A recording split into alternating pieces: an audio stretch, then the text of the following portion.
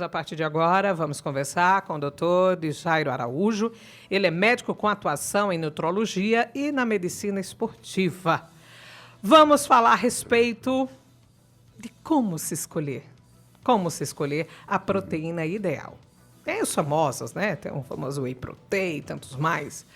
E ele, como especialista, vai nos explicar as diferenças e nos orientar qual é o mais adequado para cada caso. Mas ele já fique sabendo que, como ele está presente, a gente se aproveita para perguntar um pouco mais. Depois a gente manda o Pix. Ainda mais ele que tem essas duas especialidades, né? Nutrólogo e ainda atua na área esportiva. Boas-vindas e bom dia, que bom recebê-lo, doutor Jairo. Bom dia, Tati. Bom dia, Marcelo. A todos os ouvintes da Rádio Difusora, do programa Difusora Manhã. É uma imensa satisfação estar aqui com vocês conversando sobre esse tema tão relevante. E hoje, sexta-feira, né? Ainda mais sextou. A gente sabe que todo mundo tem atleta de final de semana.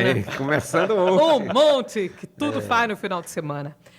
Vamos lá. Hoje em dia a gente sabe que tem a Anvisa, inclusive, tem pouco mais de 10 dias que a Anvisa já andou aí proibindo a fabricação clandestina. Clandestina nem pode, mas um montão de suplementos que estavam sendo confeccionados, fabricados em indústrias no Brasil que não eram autorizadas, já foram descredenciadas para tal, principalmente aquelas que estão totalmente irregulares. E a gente tem a questão dessa proteína sintetizada. Eu acho que é assim que fala, né? Uma proteína sintetizada. Como é que se escolhe? Ou, primeiro, todo mundo pode? Certo, Tati. E essa pergunta é de extrema importância, porque nem todo mundo tem necessidade de suplementar proteínas.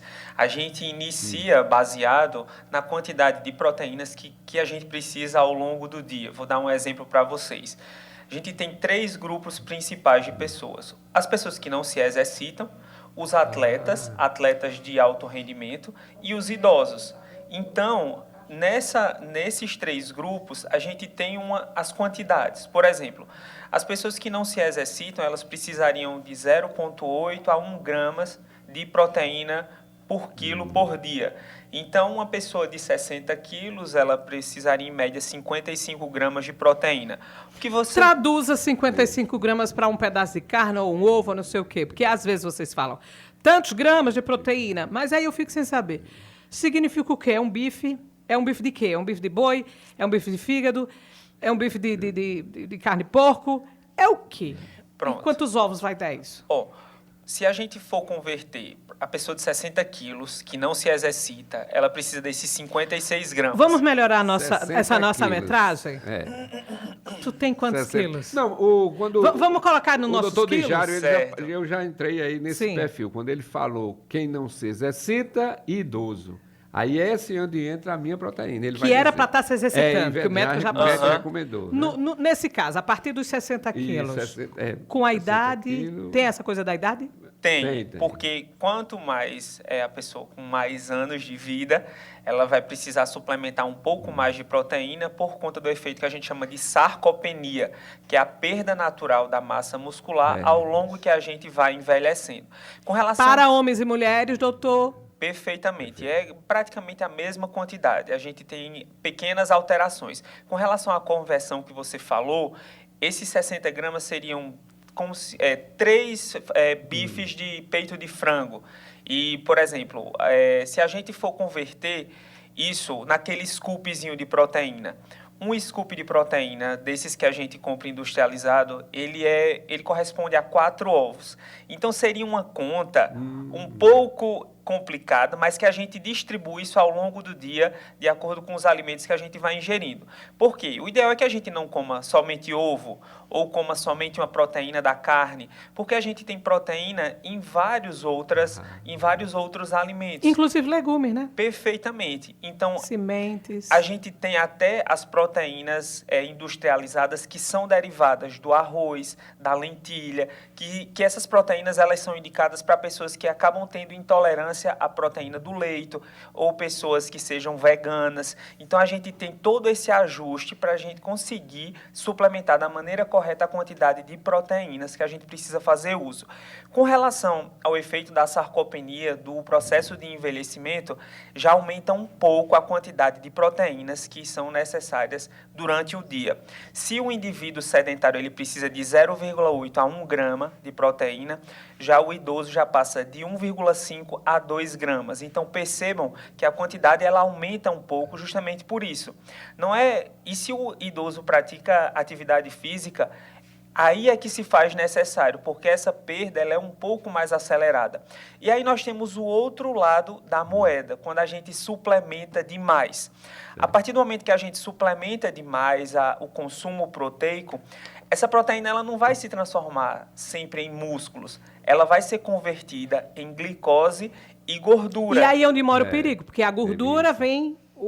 Você quer emagrecer, aí já ganha os quilinhos a mais. E a glicose, para quem tem problema de diabetes, por exemplo, a tipo 2, aí já deixa a vida complicada dessa pessoa. Com toda certeza, Tati. Então, por isso que é de extrema importância o acompanhamento profissional, porque a partir daí você vai ter noção da quantidade de proteínas que você necessita, da distribuição dessas proteínas que é feita pelo profissional nutricionista, da quantidade a ser ingerida. E esses riscos, eles não param por aí. Não é somente na digestão da proteína em excesso. Eu vou dar um exemplo a você.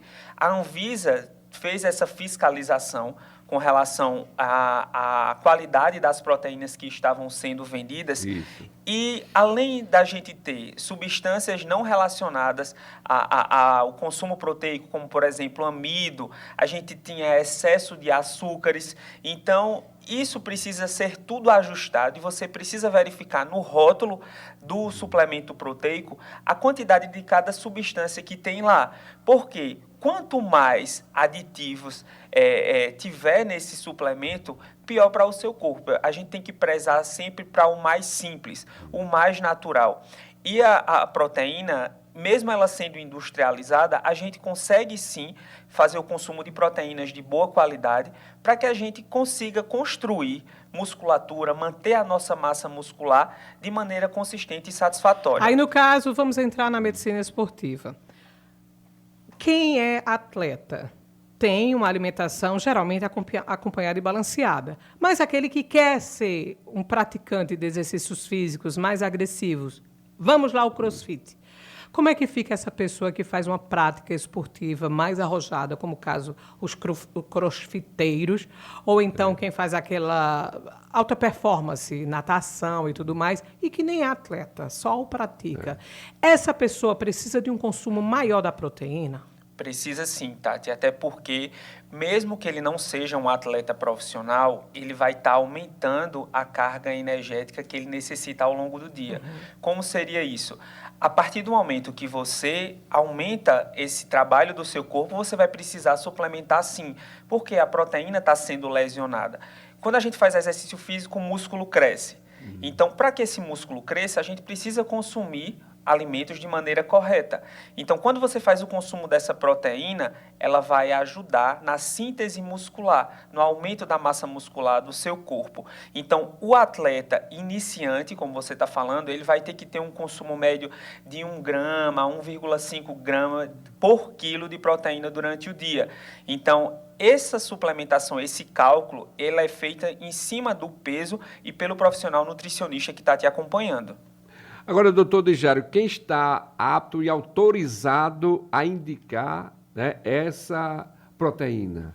Perfeito. O profissional médico e o profissional nutricionista. Isso. Porque a gente tem vários tipos de proteína. A gente tem o whey protein, que é o derivado da proteína do leite. Nós temos a albumina, que é um suplemento um pouco mais antigo com relação ao whey protein, que a gente vê que o whey protein está bem alta. A gente tem a caseína, que é outra proteína que também é derivada do soro do leite.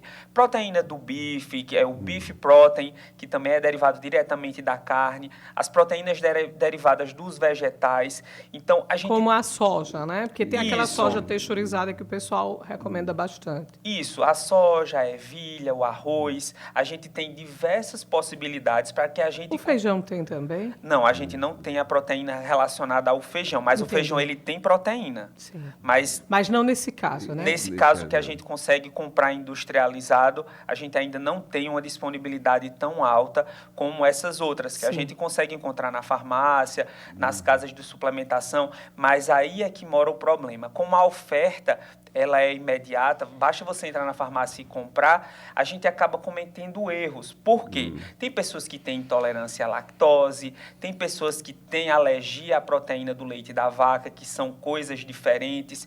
E se a gente for pegar o whey protein, só ele a gente tem 3 tipos principais, que é o whey concentrado, o whey hidrolisado e o whey aquele que ele é digerido anteriormente do paciente fazer o consumo, que seria o hidrolisado e o isolado. Então, a partir do momento que você tem essa escolha, você percebe a importância de você ter uma orientação para que você não cometa erros, até erros financeiros, de você gastar mais com o que você realmente precisa, porque às vezes a gente acha, não, eu vou pegar a melhor marca, vou pegar a mais complexa, a mais cara, mas nem sempre precisa. No meu caso, lá atrás, eu estou relapsa. Tem mais de 1 ano que eu saí da academia e não voltei. E aí eu percebi que quando eu consumia, eu estava engordando. E olha que eu malhava e malhava muito, todo dia. E eu estava engordando, que é justamente essa questão, que ninguém tinha dito para mim. Tem lá o colesterol. Por quê? Porque eu não passei pelo especialista. Tem lá o colesterol que vai subir se você tiver consumido errado. Tem lá, na verdade, a glicose. Com certeza, Tati. Isso. Comigo foi o efeito rebote. Porque, eu vou dar um exemplo para você. Nós temos o whey que tem uma baixa quantidade de açúcares para pacientes mais específicos. O paciente mais velho, idoso, ele não vai poder consumir uma proteína com alto teor de açúcar, porque aí você vai aumentar a proteína, mas você vai descompensar o quadro glicêmico, o quadro do diabetes. Então, precisa ter um ajuste fino com relação à suplementação que você está fazendo uso. Doutor, me tira uma dúvida. E minha ignorância, né? Qual a diferença, o comparativo de vitaminas para proteínas? Porque Martinho está precisando de vitamina D, aí diz que é o sol, né? E A, B, C. O organismo, ele funciona dessa forma, da situação da vitamina, Marcelo? Você está precisando de proteína tal, o organismo diz isso, como é que a gente chega nessa? Sua dúvida é super válida e é muito comum.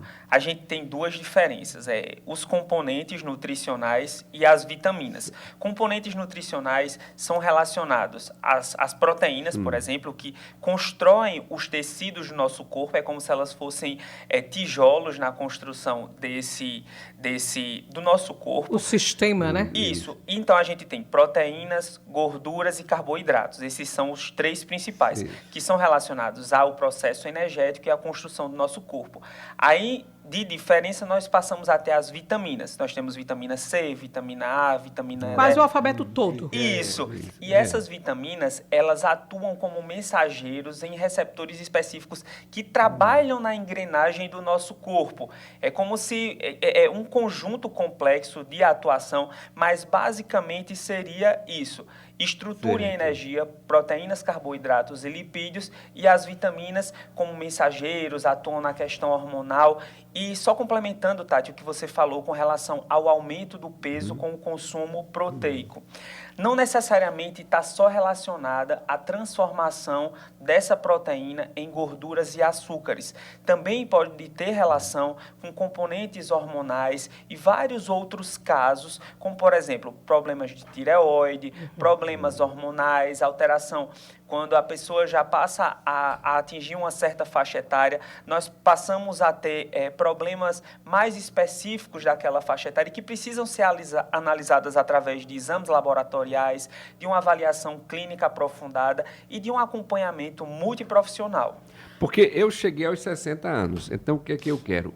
Uma proteína adequada, correta e a vitamina também. Eu sei que o médico disse, não, e é verdade, você falta fazer exercício, Marcelo, porque você está perdendo massa muscular, né? E pediu. Inclusive está até marcado também a fazer, no caso agora, fisioterapia. Também marcaram isso para me começar também já. Então, eu no dia a dia, no corre-corre, não tem essa prática de exercício. Aí a gente sente também. Mas só que o comércio está aí, a internet está aí. Olha, essa vitamina é bom. Você está meio cablungo, amanheceu meio... Essa aqui serve. Olha, a proteína é essa. Está entendendo, doutor? Então, Perfeito. o que chega para a gente, e a da gente, eu vou comprar esse. Aí minha esposa, não, você vai comprar para que isso? Você está precisando disso? Sua esposa está certíssima, Marcelo.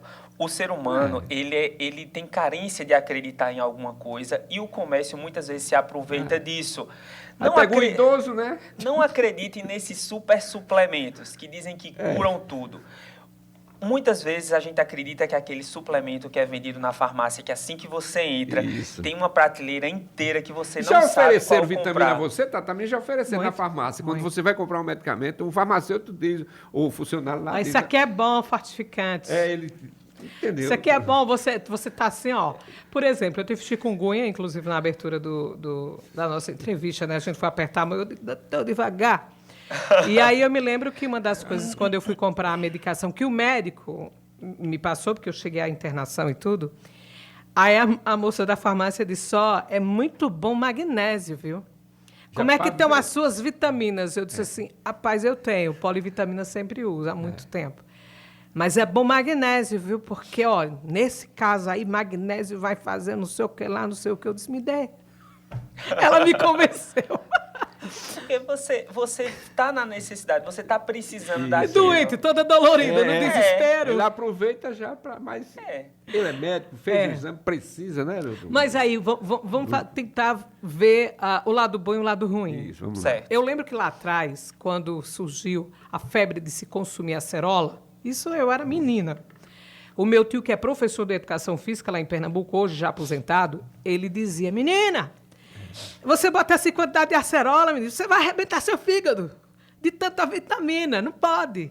Procede, doutor. E vale tantas laranjas, Procede. né? Seu tio estava certíssimo. Por quê? Tudo em excesso faz mal. A gente acredita que, eu vou consumir polivitamínico todo dia, acreditando que aquilo ali vai fazer bem. Mas você não fez uma análise laboratorial. Você não sabe se você está precisando somente de vitamina D, se você precisa suplementar magnésio e tantas outras vitaminas que a gente consegue suplementar de maneira individualizada e de acordo com as necessidades de cada um. Eu quero uma pergunta, só para dar uma pausa, porque continua para amarrar. Existe muita divulgação de um tal do exame que você sobe lá numa máquina e ela diz que faz uma leitura no seu corpo e já consegue achar até uma doença que você teve na outra encarnação, dirá nessa.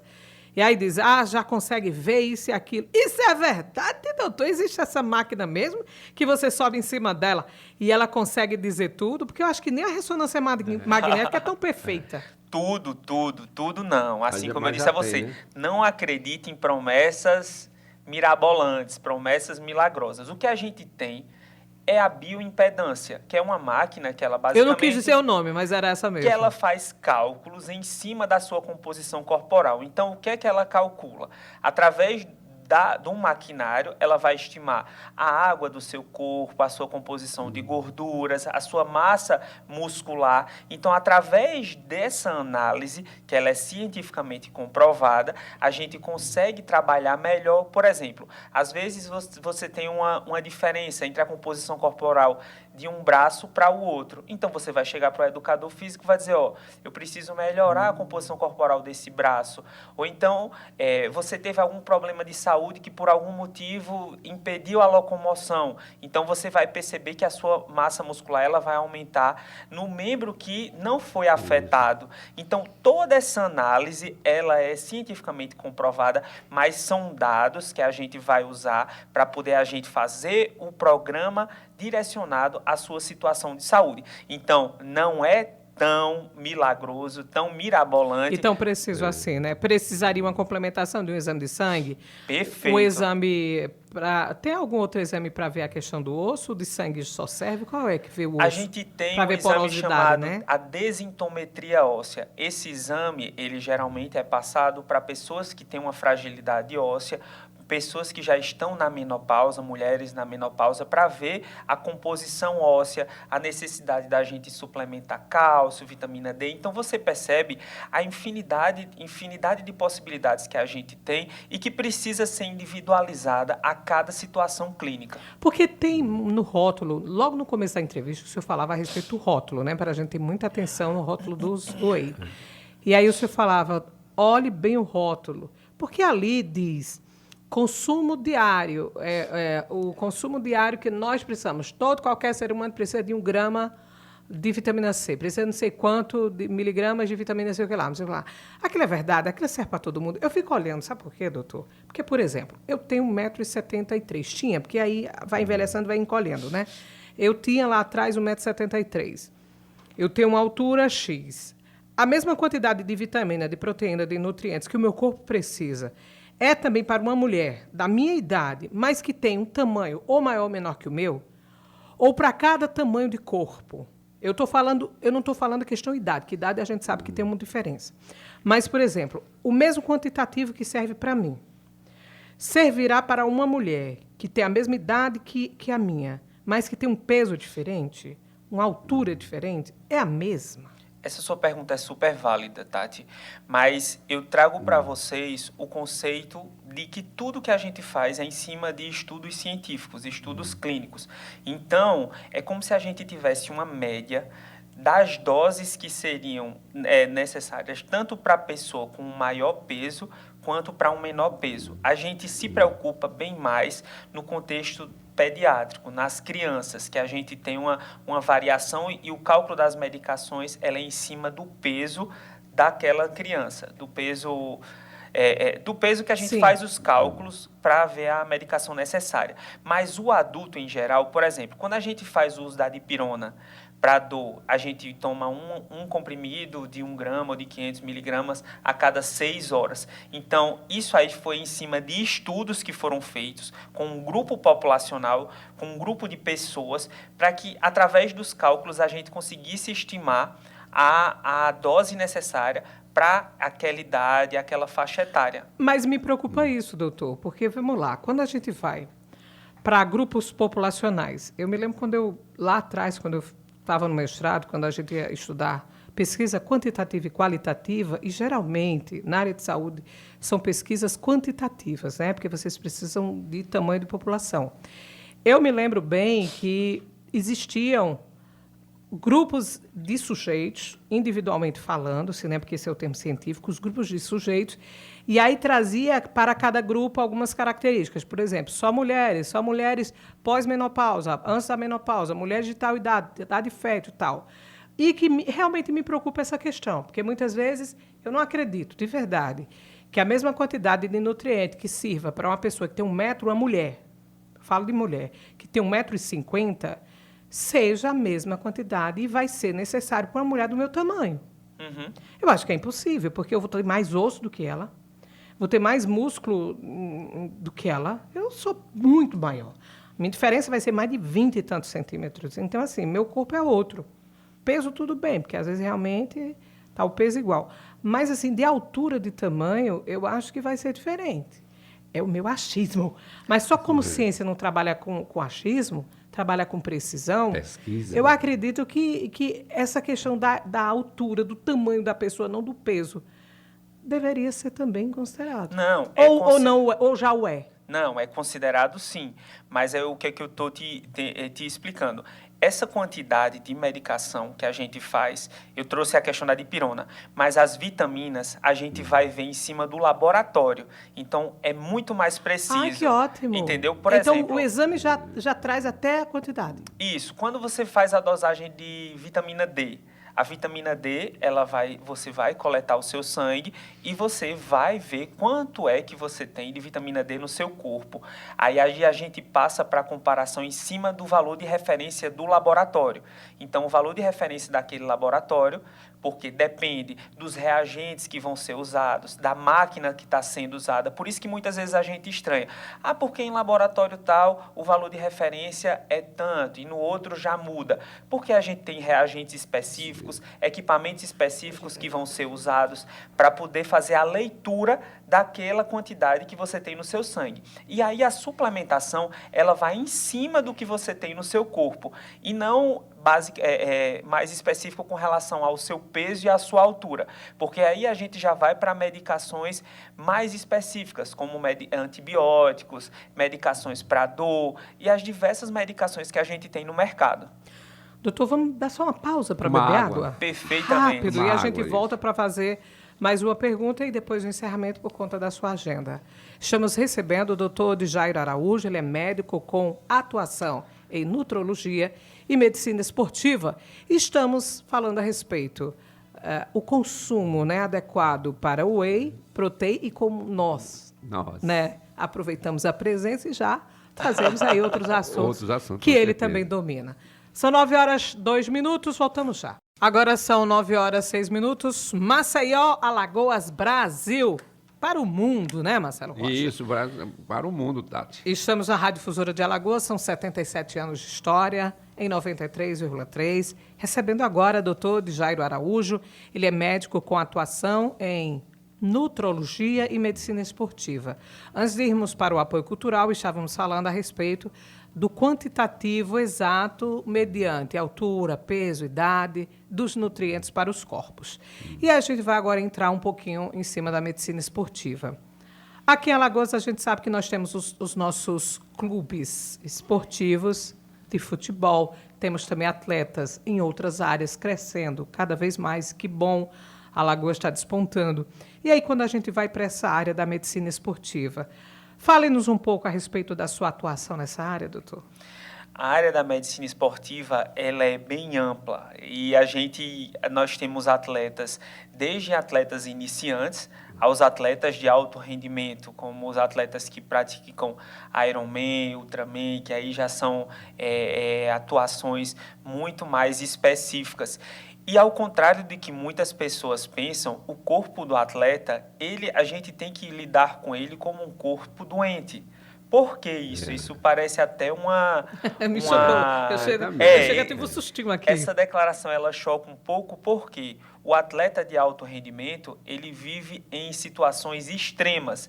Porque a gente percebe a questão de atletas, por exemplo... Muitas se falou na internet a respeito da composição corporal da ginasta Daiane dos Santos, que teve uma alteração considerável desde que ela era atleta até o momento que ela agora se aposentou da carreira de atleta. É comentarista. E por que isso acaba acontecendo? Imagine que o seu corpo, quando você está no alto rendimento, ele está lá trabalhando da maneira mais intensa, o máximo que ele pode. Então, a gente está em altos níveis de rendimento.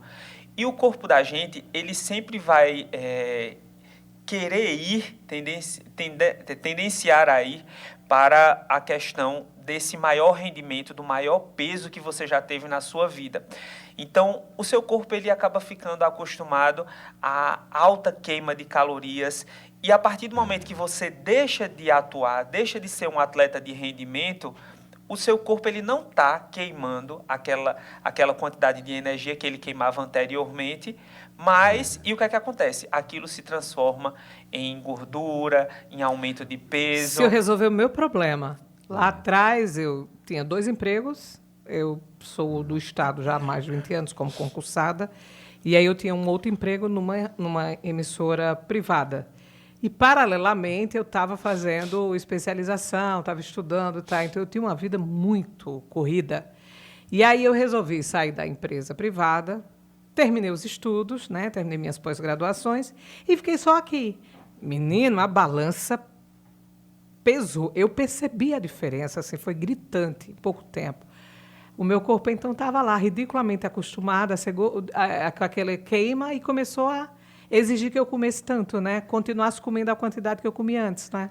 Perfeitamente. E quando a gente passa dos 30 anos... É verdade. Eu já passei faz tempo? Acaba se tornando cada vez mais difícil, Porque o nosso corpo ele vai tendo alterações hormonais, alteração de composição, então acaba sendo mais difícil você conseguir ter a queima energética que você tinha quando você tinha uma menor idade, quando você era mais jovem. Então, essa regulação, ela vai em cima de que você precisa passar a se exercitar mais e comer menos. Por isso que o tema do emagrecimento, o tema da saúde, ela é tão difícil de você conseguir precisar e trazer soluções milagrosas, porque cada pessoa é única, cada corpo se comporta de uma maneira diferente. Então, você entendendo que você vai envelhecendo, você vai precisar alterar a maneira que você se comporta, você vai precisar adotar um estilo de vida saudável e simples, porque o estilo de vida saudável, ele não precisa de modismos, não precisa de grandes investimentos. É mais uma questão de senso, de você entender que o simples bem feito funciona. Doutor, agora, ainda em cima desse nosso assunto que a Tati puxou, medicina esportiva, por que que foi feito um estudo agora, Cristiano Ronaldo, 40 anos, mas o estudo que foi apresentado, a questão física dele até para jogar, é como se ele tivesse 28 anos. Idade biológica e idade cronológica, né? Justamente, por quê? Aí botaram uma foto dele com o antes e depois? Com o fenômeno. Isso. Nosso Ronaldo. Perfeitamente. Judiar. Mas se você perceber, quem acompanha a rotina através das meios digitais, agora né, é que boletim hoje de bolso também, né? a gente consegue ter visualizar, né, como se comporta a rotina desses atletas. Perceba que o Cristiano Ronaldo, ele tem um cuidado a mais com a saúde. Isso, verdade. Ele tem um acompanhamento de médico, profissional, ele tem uma rotina de atividades físicas, ele tem uma alimentação super regrada. Então, a partir dessa constatação, você entende que a pessoa que se cuida mais, não necessariamente ela vai ter a certeza de que vai envelhecer bem ou que não vai acontecer problema. Mas a gente tem uma probabilidade menor de que problemas aconteçam ou de que você tenha desfechos negativos. Porque eu vou dar um exemplo a você. Uma pessoa que tem um mal súbito, quantos atletas a gente vê isso é verdade. Que acabam infartando, tendo situações bem graves, mesmo sendo atletas. Porque existem coisas que estão lá no DNA, predisposições genéticas a doenças cardíacas, a mal súbito, que precisam também ser investigados. Isso. Não é porque a gente está tendo um acompanhamento que a gente vai investigar essa probabilidade que não vai acontecer. Mas a chance de que aconteça diminua e que, caso você perceba que tem alguma coisa errada ali, você consiga agir antecipadamente para que aquilo não venha a acontecer. A medicina preventiva, né, doutor? Perfeitamente. Os bioflavonoides, se fala muito dos antioxidantes e os bioflavonoides para combate ao envelhecimento, né, para melhorar a nossa célula. Aí o pessoal fala muito, que se sabe, né, que tem muito bioflavonoide lá na uva, e aí o pessoal, tome uma taça de vinho por dia. É melhor tomar o suco concentrado da uva, né, do que a taça do vinho, né, doutor? Essa questão dos antioxidantes, a gente precisa lembrar que nosso corpo é uma máquina extremamente complexa. Eu não direi a palavra perfeita, mas ela consegue se regular de uma maneira que o corpo ele desintoxica o nosso corpo. Então, acaba tendo questões comerciais envolvidas naquilo.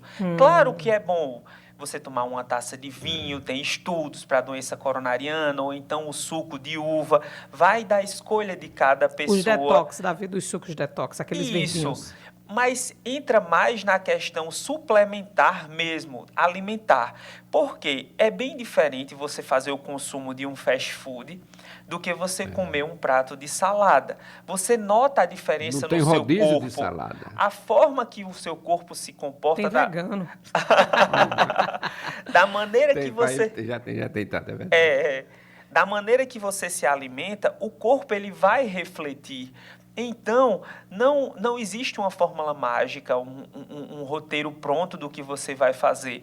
É apenas uma questão de ajuste e de você saber que, como eu já falei aqui, o simples bem feito, ele funciona. Eu quero fazer a minha última pergunta, Pronto, por isso. conta do horário, eu vou deixar você fazer as honras da casa. A minha última pergunta. Doutor, nós temos a mania de quando vai num rodízio, pelo menos eu tenho essa mania feia, só paro de comer quando já não suporto mais, a comida já não entra mais na boca.